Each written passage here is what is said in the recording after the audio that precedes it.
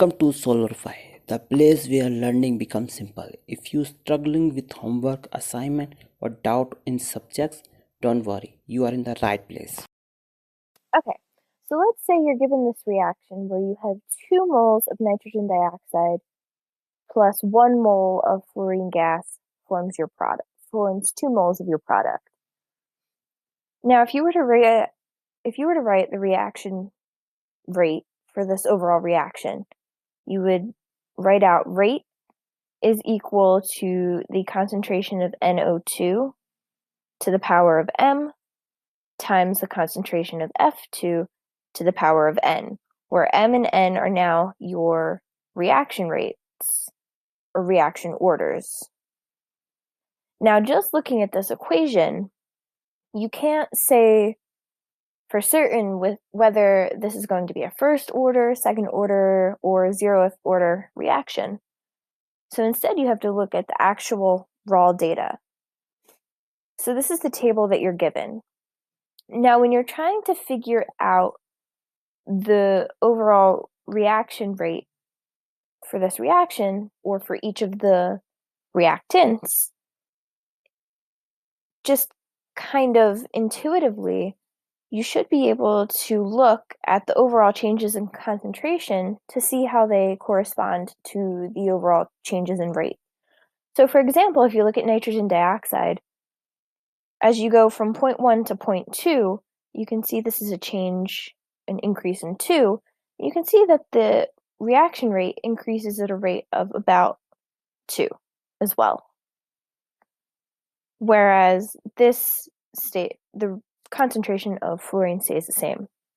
However, in the next step, this concentration increases by a factor of 2 and the overall rate increases by a factor of 2, whereas nitrogen dioxide doesn't increase at all. However, in this final step, you can see that this increases by a factor of 2. Both of your reactants each increase by a factor of 2, and your overall rate increases by a factor of 4. So just looking at this data, it suggests that you would have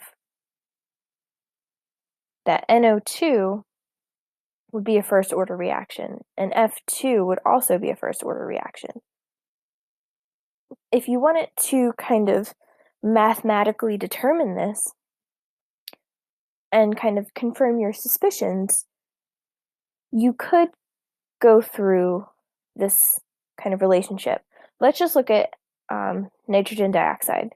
So in order to do this, you would want to do the rate 2 over rate 1 is going to be equal to K times the concentration of NO2 at rate 2 times K times the concentration of NO2 at rate 1, and both of these are going to be to the power of N. So let's say you look at this first step, where the rate 2, you would have 0.051 per second divided by 0.026, and this is going to be equal to K times 0.200 divided by K times 0.100. And this is just from the first 2 lines in the table. So we can go through and cancel out all of our units. We can also cancel out K. And what we get is, so this is 1.96 is equal to 2 to the power of N.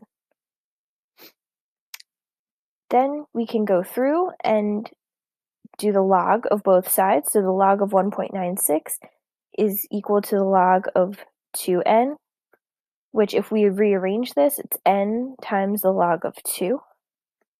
And so now n is going to be equal to the log of 1.96 divided by the log of 2.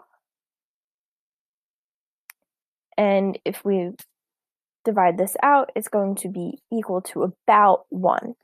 So we know that NO2 is a first order reaction. And you can do the same thing for fluorine, but the result is also the same. So your overall So nitrogen dioxide is going to be first order, and fluorine is going to be first order. So if we kind of go back to here now, we can see that our overall rate is going to be equal to N nitrogen dioxide to the power of 1 times F2 to the power of 1. And so our overall rate, in order to figure out, you're just going to add your coefficients, not your coefficients, your superscripts. So 1 plus 1, you're going to be an overall second order reaction. Okay, so now we want to figure out the rate of the reaction.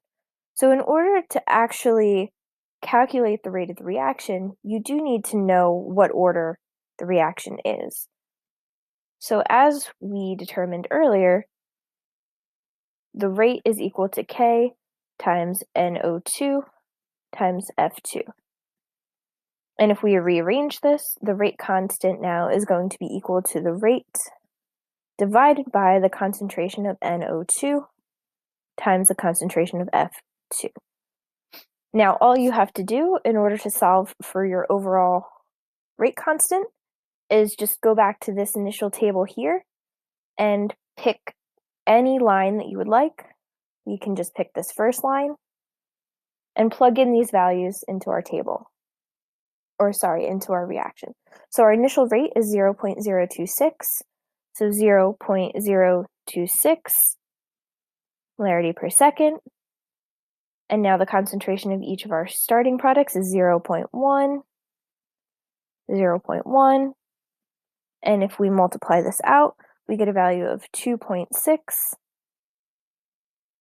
per molarity per second.